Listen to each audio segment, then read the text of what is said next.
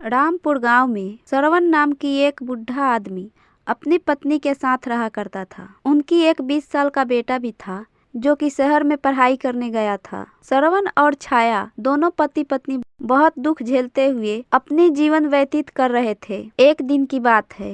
अरे छाया, किधर हो तुम? घर में कुछ खाने को है? बहुत जोरों से भूख लगी है। अरे हाँ, खाने को है, लेकर आती हूँ, जरा रुको तो। लेकिन राजेश के पापा, ये खाना तो सिर्फ एक ही टाइम की है, कल सुबह हम दोनों क्या खाएंगे? अरे कल सुबह होने तो दो, कल का कल देखेंगे, उसमें क्या है। दोनों पति पत्नी थोड़ा थोड़ा भोजन किए और सो गए। फिर कल सुबह दोनों खेतों में काम करने के लिए चले गए। बिना खेतों में काम किए भोजन कहाँ से आता।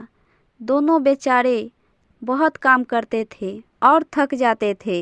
अरे सुनते हो राजेश के पापा, अब मैं थक चुकी हूँ, मुझसे अब और काम नहीं होगा। अरे ठीक कह रही हो राजेश की माँ, हम भी थक चुके हैं, अब चलो घर चलते हैं। ना जाने हमारे बेटे की कब पढ़ाई पूरी होगी और कब आएगा हमारे पास। आप देखिएगा राजेश के पापा, हमारे बेटे आएंगे तो फिर हम दोनों की दुख छूट जाएगी। अरे हाँ राजेश की माँ, हमारा बेटा पढ़ाई करने गया है, पढ़ाई करके आएगा तो उसे नौकरी मिल जाएगी, तो हम दोनों का सब दुख छूट जाएगा। फिर वे दोनों आते हैं और आकर हाथ मुंह धोकर खाना उना खाकर सो जाते हैं। ऐसे ही कुछ दिन बीत जाता है। एक दिन वहाँ पड़ोस की औरत आती है और बोलती है, अरे दीदी,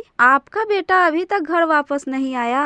अरे नहीं बहन, अभी तक तो नहीं आया। वो आएगा भी कैसे, अभी तक तो उसका पढ़ाई चल रहा है ना। अरे नहीं दीदी, उसका पढ़ाई कब का खत्म हो गया। अच्छा, तो तुम ये सब कैसे जानती हो? अरे मेरा भी बेटा वहीं पे पढ़ाई कर रहा था, उसका तो छुट्टी हो गया और देखिए अच्छा नौकरी लेकर आया है वो। भाई हम तो धन्य हो गए ऐसा बेटा पाकर। अरे दीदी, आपसे मैं एक बात बोलूं, बुरा तो नहीं मानिएगा ना? अरे नहीं, बोलो ना, क्या बात है? अरे दीदी, मैंने सुना है आपके बेटे ने किसी लड़की के चक्कर में है। क्या तुम ये कैसे जानती हो कि मेरे बेटे किसी लड़की की चक्कर में है? किसने कहा तुमसे?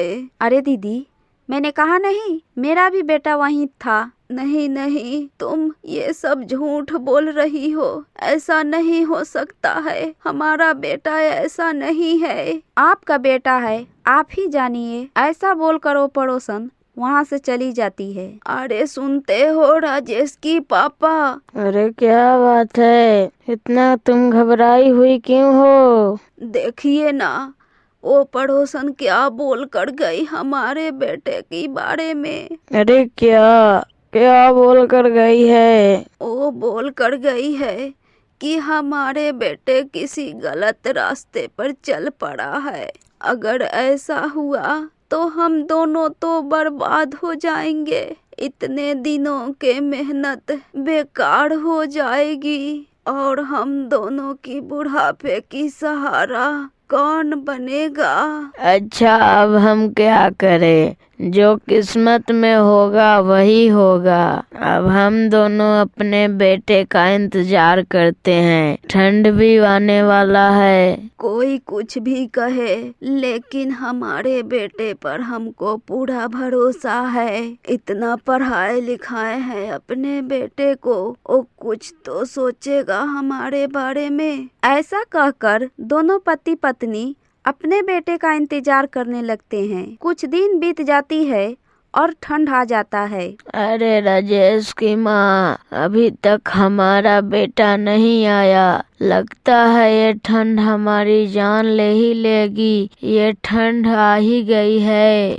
आप ठीक बोल रहे हैं राजेश के पापा, ये ठंड तो दिन पर दिन बढ़ती ही जा रही है अब हम दोनों क्या करेंगे? वे दोनों ऐसा सोच ही रहे होते हैं, तभी उनका बेटा वापस अपने घर आता है। लेकिन वो अब शादी कर लिया होता है और अपने बीबी को घर लेकर आता है। अरे मम्मी पापा, हम आ गए और देखो हमारे साथ कौन आया है, आप दोनों की बहू। अरे देखिए राजेश की पापा, हमारे बेटा आ गया। मैं ना कहती थी कि हमारा बेटा जरूर वापस आएगा। और देखिए उसने शादी भी कर ली है और हमारी बहू को लेकर वापस घर आ गया है। अरे हाँ हाँ राजेश की माँ, हमारा बेटा आ गया। लगता है अब हमारा सपना पूरा हो जाएगा। अरे बहू आओ, मेरे पास आओ। जी माँ जी। बहू और बेटे को देखकर वे दोनों बहुत खुश होते हैं। राजेश को अच्छी नौकरी लग गई थी। वो रोज सुबह ऑफिस चला जाता था। इधर उसकी बीबी अपना रंग दिखाना शुरू कर देती है। अरे ओ बुढ़िया, इधर आओ। मुझे देखकर इतना खुश होने की जरूरत नहीं है, समझ गई आप? अरे क्या हुआ बहू, ऐसे क्यों चिल्ला रही हो?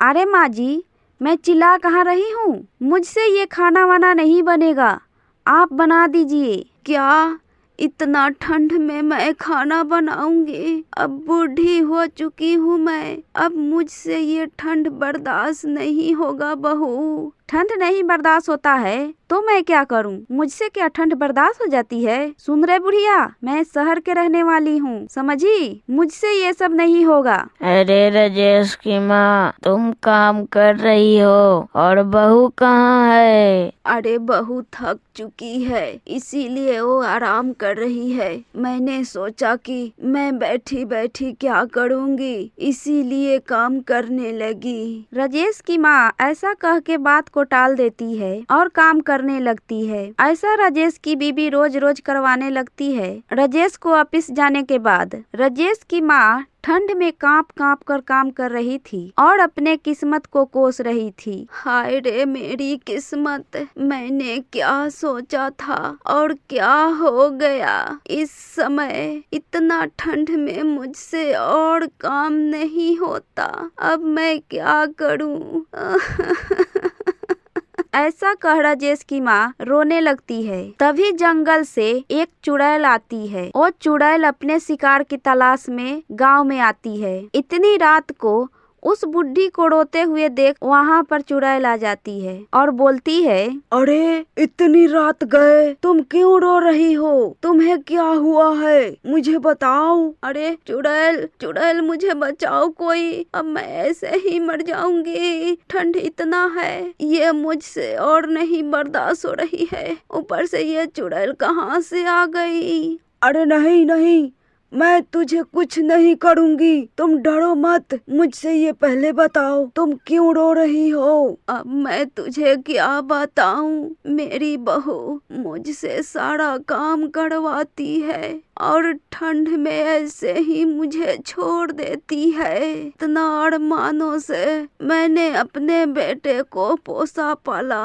पढ़ाया लिखाया, लेकिन मेरी बहू मेरी कदर नहीं की। अरे बहन तुम चुप हो जाओ, ऐसे ही मेरे बेटे और मेरी बहू मुझको दुख देकर ठंड में मार डाला, इसलिए मैं चुड़ैल बन गई और जो मेरे साथ हुआ वो तुझे नहीं होने दूंगी।